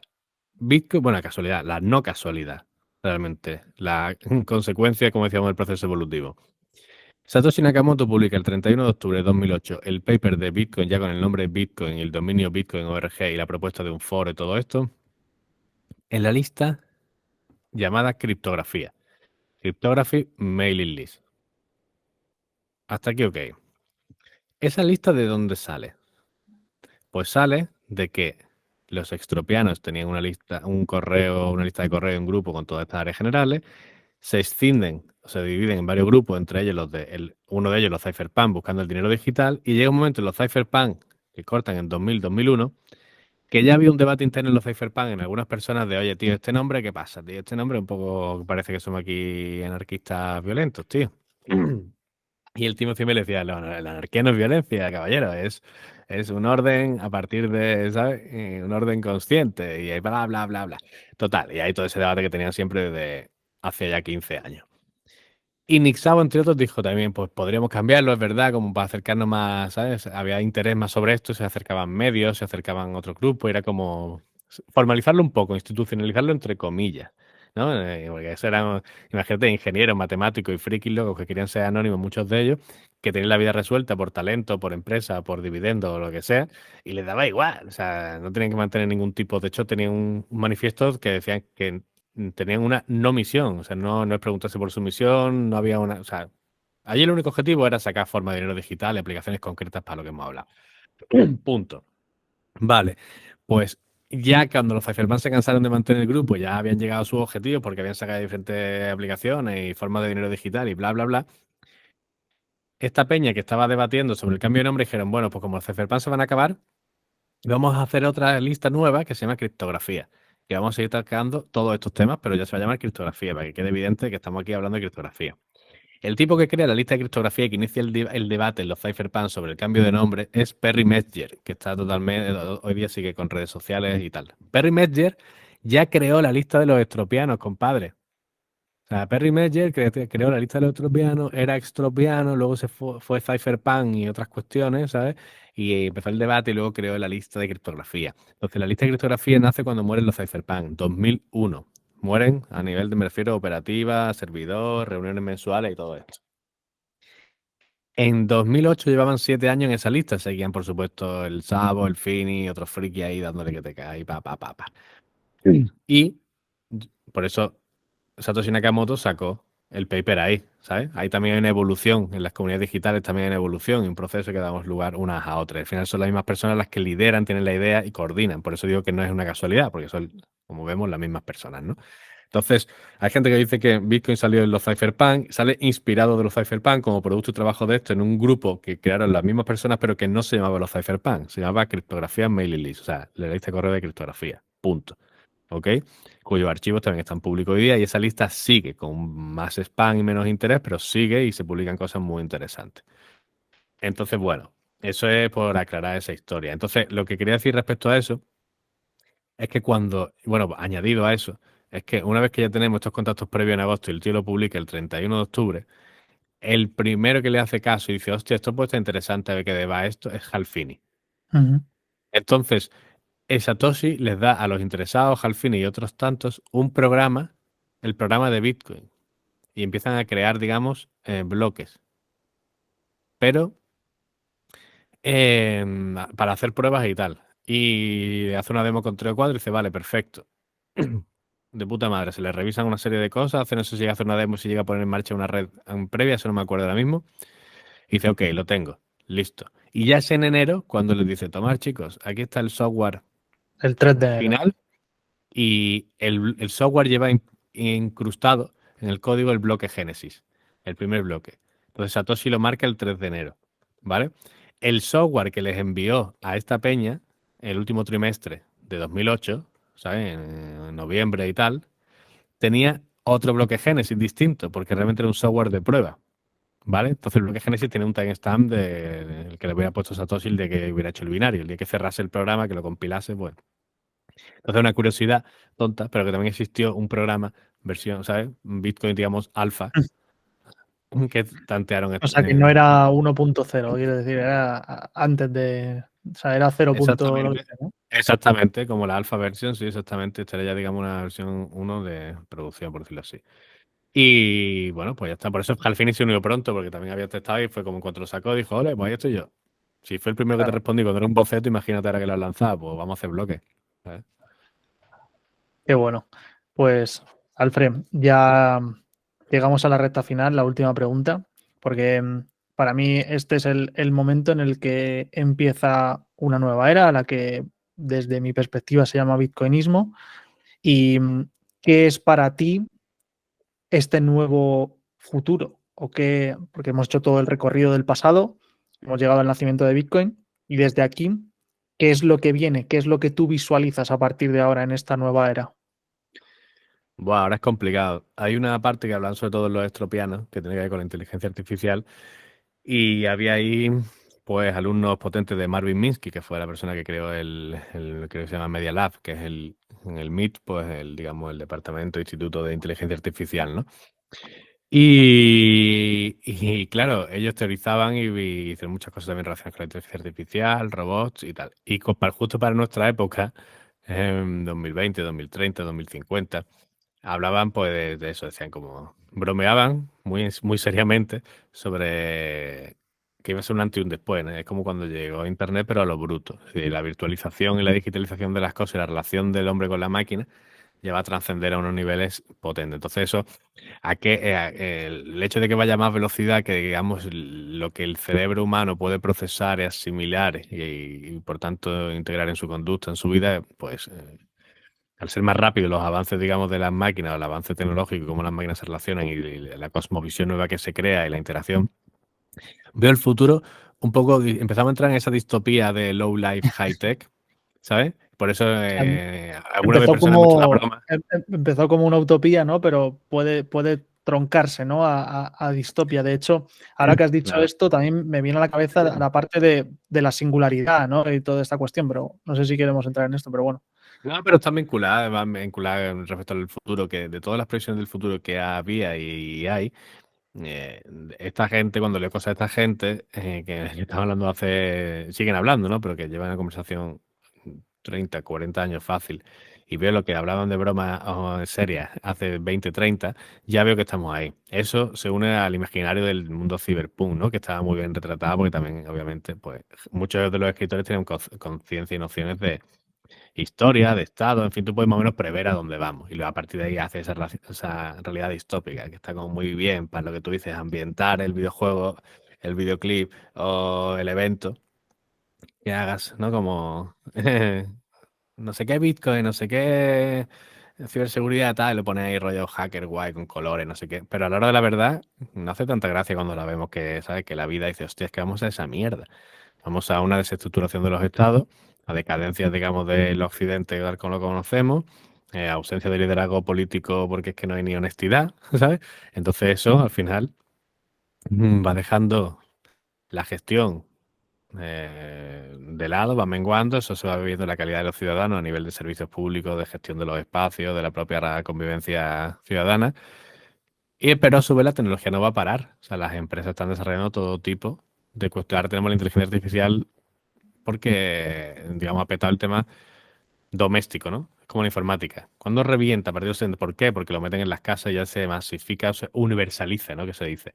La inteligencia artificial se está universalizando. Ahora cualquiera ya puede empezar a hacer cosas heavy con la inteligencia artificial, porque hay soluciones comerciales puestas a través de una serie de empresas, bla, bla, bla, ¿no? También de forma libre, pero entonces todo eso, cualquier innovación relacionada con eso y la construcción del cyborg, es decir, de la integración de tecnología en nuestra propia biología, chips, sensores y todo esto en el cuerpo humano, para la interacción, no porque de pronto te falte un dedo y necesites, ¿sabes? Como una necesidad o te falte un brazo y te lo integres. No, no. Estamos hablando de tú estás humano correcto, por decirlo así, todo bien en tus funciones y tú quieres tener como un plugin, un superpoder ahí.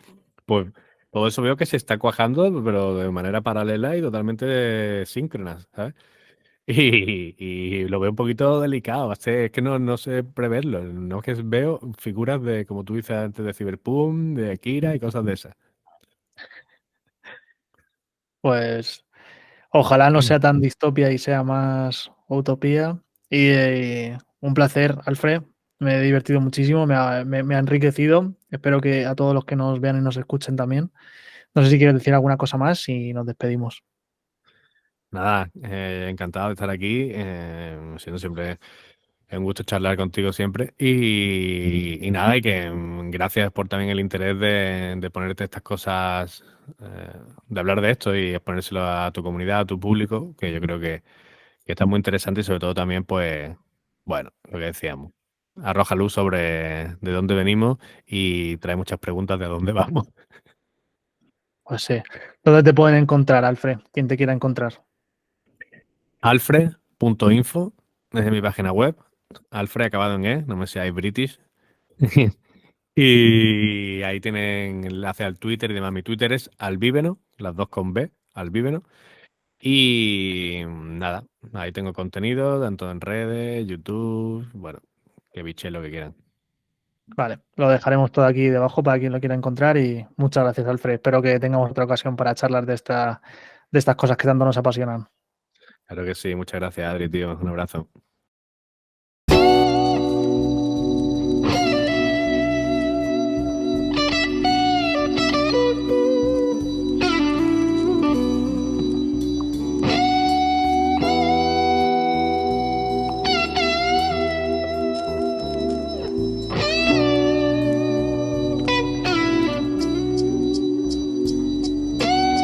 Estaba por Jude, por Ting y por Hal, guardianes de la frontera ciberespacial. También vaporaron y por Lensa Saman, por los que se fueron pero siempre estarán. Heredamos un legado y lo debemos cuidar. Gracias Diffie, gracias Hellman, gracias Ralph, gracias Rive, gracias Shami, gracias Adelman, gracias a Cintia, Safi, Taher, el Gamal, el algoritmo con tu nombre y la firma digital. Gracias David Chown, gracias a Stefan Bram, el que sabe la que es se llama Phil Zimmerman. Creó PGP y se los dio a los cypherpunk, de los glifos egipcios a la clave privada.